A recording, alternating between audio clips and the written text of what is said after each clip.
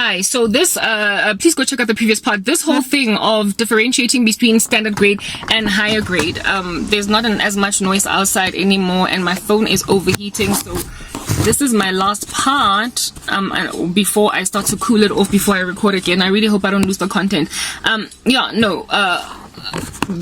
Because they noticed that kids were not doing so well, literally across the board. However, it was largely the previously disadvantaged kids that were struggling to catch up, and they made an assumption that that was because they're dumb and they can't study, they can't do anything, without taking into consideration all the other context, the historical nuances, the information, where they come from. There are so many factors. Anyway, whatever.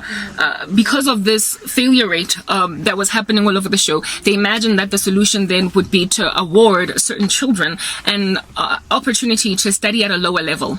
It was bad enough we did not have access to all the material that we needed as kids. Now they also offered kids that wanted to be slightly lazier the opportunity to do just that. First, there was standard grade, there was higher grade, standard grade, and lower grade. There was standard, there was higher, standard, and lower grade. All right, and then somewhere along the way they did away with lower grade, and they just kept higher grade and standard grade. Okay. And the purpose of coming up with higher grade and standard grade was to help students that were struggling to pass the grade anyway. To help students that were struggling to pass the grade anyway, right? So that the retention of kids in the same grade would reduce, because, you know, they wanted kids to just be moved on. Well, that didn't help. By mere virtue of reducing the standard of education from higher grade to standard grade. So to explain to you guys the difference between standard grade and higher grade, there's just so many interruptions, I can't deal, I get so agitated. Anyway, to help you understand the difference between standard grade and higher grade, for instance, in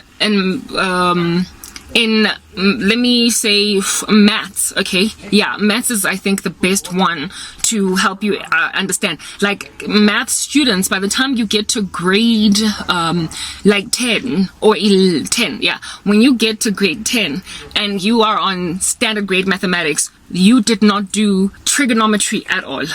You didn't do trig at all, but you did do algebra, and you did a very rudimentary level of geometry, nothing too complex, type establishment thing.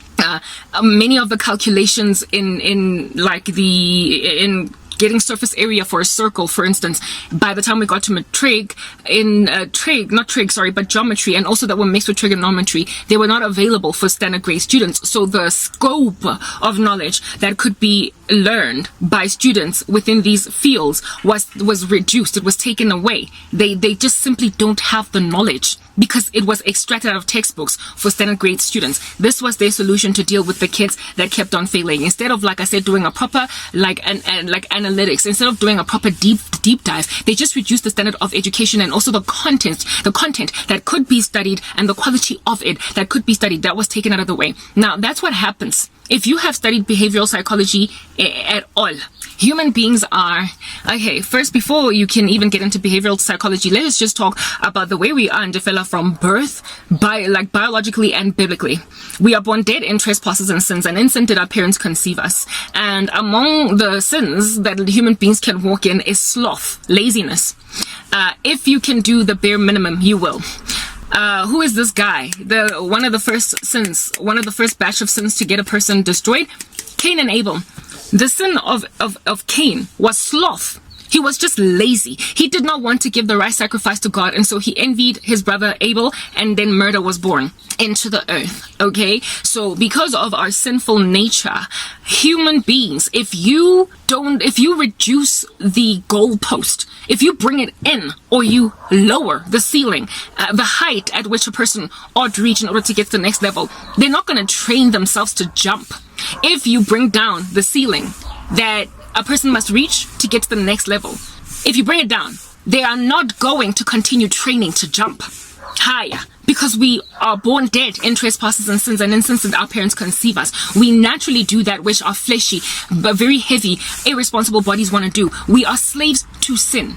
So if you bring, again, another analogy, if you bring the goalpost in, to, I guess, reach the end of your marathon, the person who is training for a marathon will no longer strive to reach the farther goalpost within a shorter amount of time to get their stats excellent. It's just the way that we are. So as soon as you reduce the ceiling, you bring down the ceiling and you bring forward the goalpost, you disincentivize people to strive to do much better than that. And there will always be, it is the Pareto principle, a very small percentage of people that will strive for more than that anyway. If you, like, everybody, mathematically, that is a total fact. Everything in nature is so balanced out that I don't know why so many people in the world don't believe in a God. My lecturer at university that used to teach us computational mathematics, he was a Christian, and every so often he tried to like slip the gospel in, and this was even before I was saved, but now I realize what the guy was trying to do.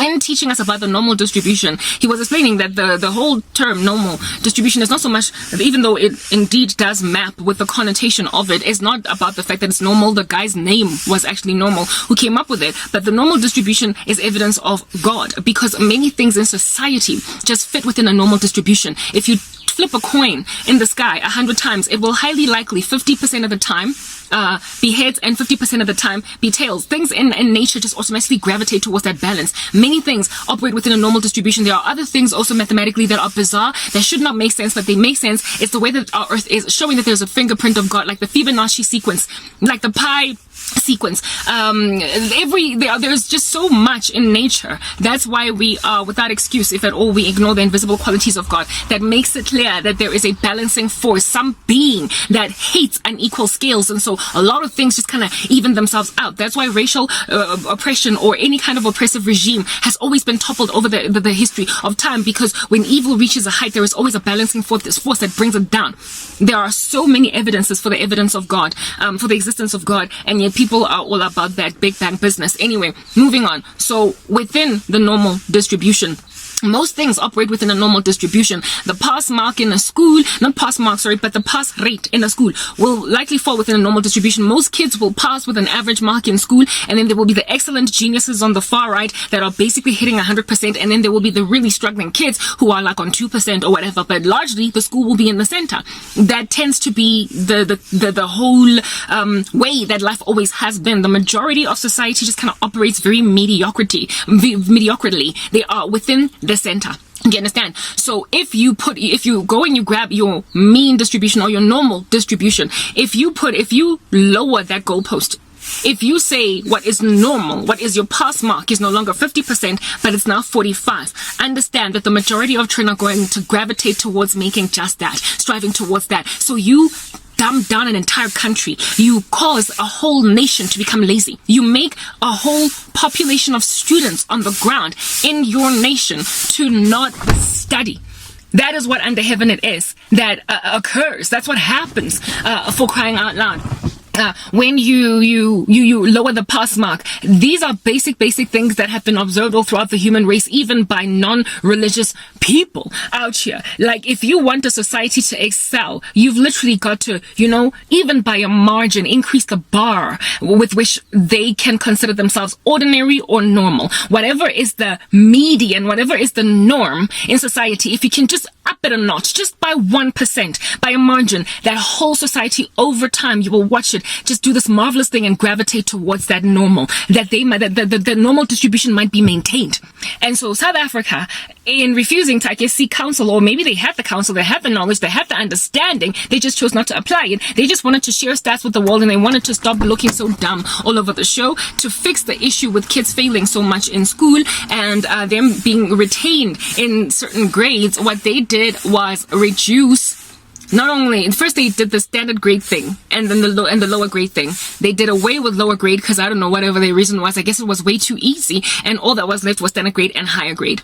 And then, with there being standard grade and higher grade, kids stopped striving to learn the girth of knowledge, the extremity of understanding that they could get, the highest possible amount of knowledge that you can gain. They stopped being interested in it. So, in my high school, I watched literally from grade 8, kids start out all higher grade because they were all trying to be achievey, but as soon as the going got tough and too much studying was involved and material was too heavy, they all just dropped to standard grade.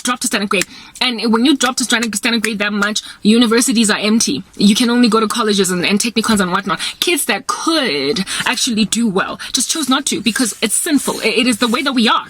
We are sinners. And so all we do is Cain's work. Like, we like grovel and we gnash our teeth at the person that is doing better than us because we're lazy. We don't want to pick up our bodies, our weight, and actually do a little bit more. So the majority of kids, by the time I got to matric, grade 12, had brought most of their subjects to standard grade.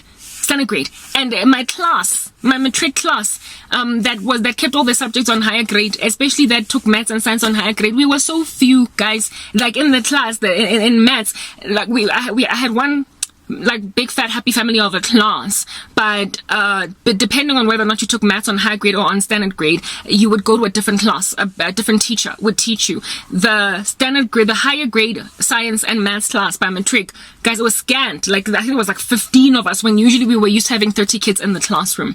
That was and mind you, there were some of the people that moved down to standard grade could do higher grade. They just got exasperated and didn't want to do it, and so they brought it down.